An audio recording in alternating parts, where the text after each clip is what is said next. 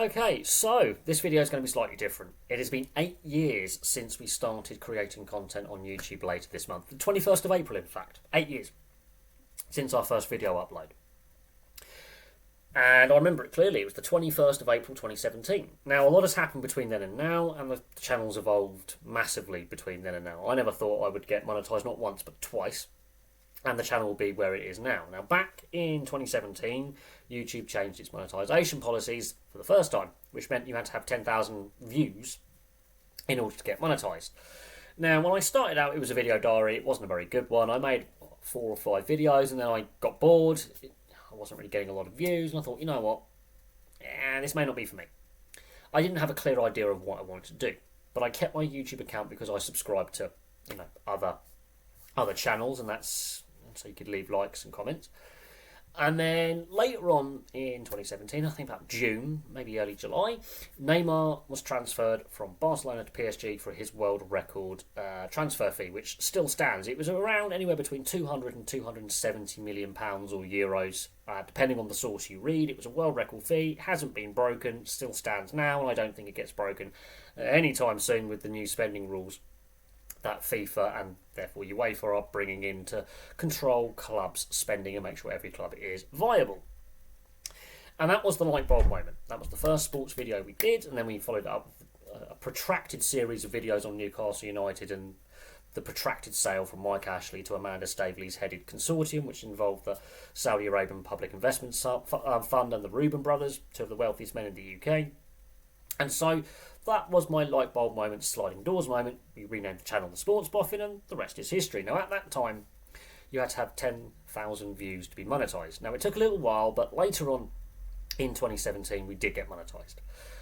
With my first paycheck from the law office I was working at, I bought my old laptop, which was my new laptop at the time, because I was making content on a rather dysfunctional iPad, and it wasn't a great iPad. It was an older iPad. It wasn't working very well. The only good thing about that iPad was the camera quality. The video quality was quite good, but there was a lot of issues with it, and it just didn't work very well. And it didn't work for making YouTube content like this. Now, we got monetized. Great. Rugby League World Cup. That was a great World Cup, by the way. Some of the highest viewed videos on the channel are from the Rugby League World Cup. A great engagement from Australia, New Zealand and the Pacific Island nations. Fantastic engagement. We get monetized and things are going really well. Now, I got ahead of myself. I did get ahead of myself back in 2017, early 2018. I thought, wow, we can do anything. Sky's the limit. And then there was a lot of controversy at the end of 2017, beginning of 2018, and YouTube changed their monetization rules again. They didn't grandfather channels that had already been monetized. You had to reach a new threshold, which, unfortunately, we couldn't reach. So we lost our monetization, which was a big kick in the teeth. It was frustrating, but it was another sliding doors moment. Do we give up, quit, because a couple of YouTubers have been, well, quite frankly, ruined it for everyone else? Or do we push on and, continue to make content? We decided to push on and continue to make content. Now, we did our first live stream, I think, in the March of 2018. I'll have to check on the date, but we did our first live stream in March 2018. And, as I say, I really enjoy doing the live streams. They're good fun. They really are fantastic fun. Great way to engage with the community we built here, and the rest is history. Every time we reached a major subscriber milestone, every 100 or 150 or 25 or however many it is, we do a subscriber update video on how we're doing, which I do quite regularly. I like doing that regularly every time we reach a little milestone. It's another way for me saying thank you very much for all the support. We go from there. Of course, everything was going well again. The channel was just continuing to grow. Obviously, we wanted to reach that monetization threshold of 4,000 hours view time in a 12-month period. So we wanted to reach that threshold. We wanted to get there. And then 2018 rolls into 2019. Channel continues to grow. Major sports stories and sporting events, like we've got Rugby World Cups, Football World Cups, Women's World Cup, Women's Football World Cups. All these things are happening. Great engagement on the channel. And then COVID hits at the beginning of 2020.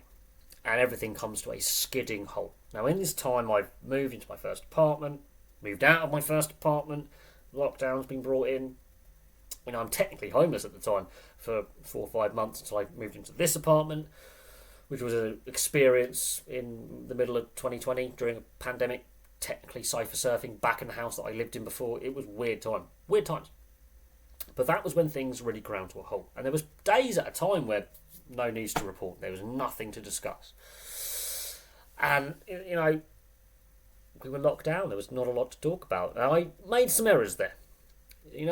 Right now we obviously do the Football Club History series, which we've been doing for several years now. It's a lot of fun researching all these clubs. There's a lot of clubs I still want to do, not only here in the UK, but also across Europe and then eventually South America. In hindsight, during that lockdown, I should have done the Football Club Histories then. I really should have done them then. Started doing them then. I think they would have done really well on the view counts. But that's hindsight. I still have my day job to do, 5, sometimes 6 days a week. So, and of course, I was the only one with the official letter to say I was allowed out the house and all that, and I still have that letter somewhere. I do honestly believe I still have one of those letters laminated somewhere. And it was a surreal time. It really was. Ultimately, things are relaxed. Sport resumes, firstly in Australia with the NRL and AFL, and I think also in Korea and Japan with the baseball. So things start getting back to some kind of, we can sort of consume some sport. We may not have all our freedoms back. There's no fans in attendance in stadiums, which was weird. But we started to get some relaxation of the lockdown rules. 2020 and 2021 were just weird times, and they still seem like yesterday, even though they're 4 or 5 years ago. Now, some major sporting events, sports news events have happened. We've obviously had the European Super League debacle. We've had the Premier League pay-per-view debacle. We've had Paul Kent in Australia getting sacked by Fox Sports and the Daily Telegraph. We've had Jermaine Genius get sacked. We've had Gary Lineker get suspended. So, some major high-profile figures in the sports media, some of whom are ex-professional athletes, have ultimately lost their jobs for a variety of on-camera and off-camera incidents. And in part because of Paul Kent getting the sack and Jermaine Genius getting the sack from broadcast media, we reached the new monetisation thresholds. There's 2 tiers, and we reached the first tier, which is you're allowed memberships and super thanks and super chats. You're allowed merchandise, although I haven't figured out merchandise yet. That's still a plan in the pipework. But we also figured out something else. It's a stepping stone. Now, we've only been monetised since August. We haven't reached the threshold to get full monetisation with ad revenue, which is the ultimate goal. That is the ultimate goal for the channel, is to get the ad revenue plus all the other revenue streams we're eligible for. But it took a long time. It did take a long time, and there was a lot of mistakes made along the way. And I will fully admit I made some errors of I wouldn't say content creation, but I didn't take opportunities when I could have. So in 2020, when everything was locked down, I should have done, athlete profiles and club profiles and history videos. In 2021, when I was recovering from my motorcycle accident and the related health issues, I, again, could have done more content than what I did. In fact, I stopped making content for 3 months. So I really withdrew within myself, and I was not very well. And it was, again, maybe I should have. That's another hindsight. But at the same time, deciding to do the Football Club Histories was actually, I think, a brilliant idea that I've come up with, because people keep watching them. People keep watching them. Some of them have done really, really well. They're what I call filler. They're what I call background noise. People will always want to watch a video related to their football club. Even if it's now 2 or 3 years out of date, they still get views. I'm still getting subscribers from that content, which I find amazing, considering some of these videos I made 3 years ago. I've got some more in the pipeline, by the way. And then, things evolved, and I decided to cover even more sports than I did, which is a unique thing about this channel, is I'm a multi-sport channel. Most of the other sports YouTubers there are focus on one sport, one league, or one team, which then narrows your potential audience. And I thought differently, especially in 2017, when I realised multiple sports that I'm interested in have got a lot of things going on. So rugby league, massive fan. We've got a World Cup. The NHL, we've got an expansion team, Vegas at the time, and more recently Seattle. Football, which is a sport that I've passionately watched since I was 3 years old. There was always stuff going on. Rugby union, we've always got the Six Nations and World Cups. Let's go with that. And so I very quickly realised, and my thinking was, and my unique selling point, I suppose, of the channel is, Why focus on one sport when you can have a look at all of them? Let's be different. Let's be different. Another thing I get told to do is I've got to have better thumbnails and better graphics, and I've got to get the whiteboard out all the time. I did use the whiteboard for a while, but I found it cumbersome, annoying, and it doesn't work in the current apartment. It worked in the old house, it worked in the old apartment, it doesn't work in the new apartment. I don't have the space. And the lighting here is not as good as in the old house or in the old apartment. It just doesn't. Unless I do some significant changes to the layout of my little studio flat and I move things around, which I don't really want to do, the whiteboard doesn't really work anymore. And a lot of other channels do that, and I don't want to be seen as copying other channels because you're not as unique then. I did use it for a while. It had some good plus sides, but it also had some negatives. Setting it up, and then constantly takes time. Whereas I decided to keep things more simple.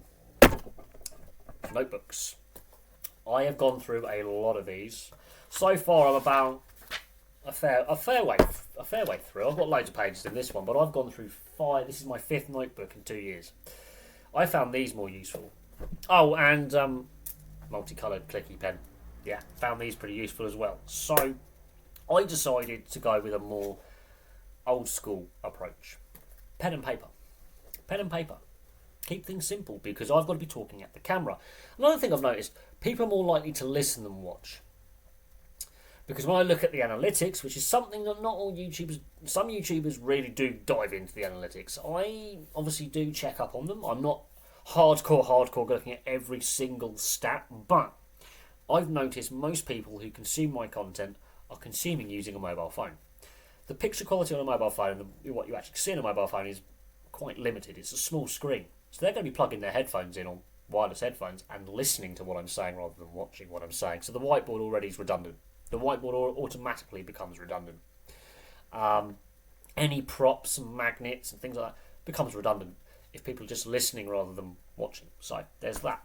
Now, other things I've learned, you've got to be adaptable. So I adapted how I do stuff. I realised very, very quickly, keep things simple, try and do it in one take rather than edit, cut, paste. I thought keep things simple. It means quicker upload times. So there we go. Generally speaking, I have not got a fixed upload schedule, but I'm getting better at doing content on a more daily basis. So I try and structure things better now than what I did, which is something that I've learned. So I try and have a better upload timetable than what I did. It's still flexible. You've got to be flexible and adaptable. There's 2 things that I've learned. The comment section can get messy. So if you do another thing I've learned is set yourself certain boundaries that can't be crossed with language, for example. If people are basically trolling, well, they're going to go into the hell section. If people, are going to be abusive to you, the creator, or other subscribers or other commentators in the comment section, well, that stuff's disappearing. And try not to engage with the idiots because it doesn't help. I also try not to worry about the amount of likes versus dislikes. Most of my videos have got high percentage of likes. Most of my videos have got 100% likes over 0 dislikes. However, there's a few that are controversial where there's going to be a difference of opinion. Not everyone is going to agree with the thought process on a topic. Which leads me to a final point. I lost my bias. I decided that when I was making content, especially match reviews, that if a team that I supported was playing and I was reviewing it, I can't be biased. I can't show a bias even if my team loses. No. I thought, let's have a look at this objectively as, a proper journalist would. Old school journalist would. So, old broadsheet journalist would, not a tabloid, broadsheet. And that's when I'm watching a game, I'm taking the notes. I'm following how the referee is refereeing the game. I'm following how the players are playing the game and how the managers or coaches are tactically setting up attack and defence in a game. And that's where, again, pen and paper, notebooks. If there is a controversial incident involving many instant replays, VAR in football or the TMO in rugby union, or it's got to go to a review for a run out, for example, or a catch in cricket, something like that, then of course we're going to discuss the controversial incident. If there is a player ejected from play for a controversial incident, we're going to discuss it.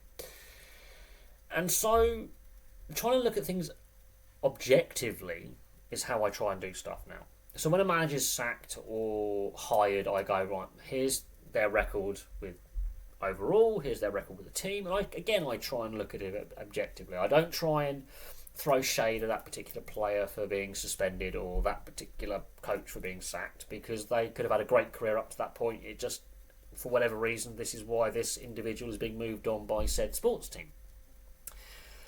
So there is that. I try and take a little bit of the controversial emotion out of it. I think it's a good way of looking at it. However, the 3 most popular videos on the channel are involving sports journalists, 2 of whom are ex-players as well, getting into hot water over actions or comments that they've made. 2 of them lost their jobs, 1 got a suspension. So controversy apparently is what drives views. Now, again, I try and take a balanced thing. I try and look at the argument from both sides. I completely understand why a lot of people, for example, wanted Paul Kent sacked. I also understand why a lot of people wanted Paul Kent kept in his job. And I have to weigh those arguments, because some of these high-profile sports journalists, for example, are also highly controversial, and not everyone's cup of tea. So it's been a fun 8 years. We've reached a couple of milestones along the way, and it's been fun. It's been a fun journey. And from the beginnings as a random video diary to where we are now, and how it's changed my confidence, and it's a good hobby to have, and I enjoy making the content, and I actually have an idea of what I want. It's grown to something. Now, any financial reward we get from this is a bonus. I'm more proud of the fact we built a community. I enjoy making content for you guys and girls, the viewers, and I'm glad, and I'm proud, and I'm glad, and I'm humbled to be able to share my passion for sport with people on the internet. So there we go. So it's been a fun 8 years, and let's hope we do another fun 8 years as well, because there's a lot going on, and it's a nice distraction to have from the chaos that is the wide world, which is right now someone's poured some petrol and lit a match and is trying to burn it all. So it's a nice, fun distraction to have, and I enjoy making the content that I do, and it's fun sharing my enjoyment of the world of sport with all you guys. So thank you very much. So that's all from me for now. Place in the comments section below how you found this channel, how long you've been subscribed, and because I'm always very interested to hear where subscribers are from, because I've got viewers from all over the world. Which is something we found out in the last couple of months looking at the data, and what sports you enjoy, what sports I should cover more, do I cover some sports too much, and the rest is history. So for me for now, thank you very much for watching, and I'll have some content for you all soon, but for me it's bye for now.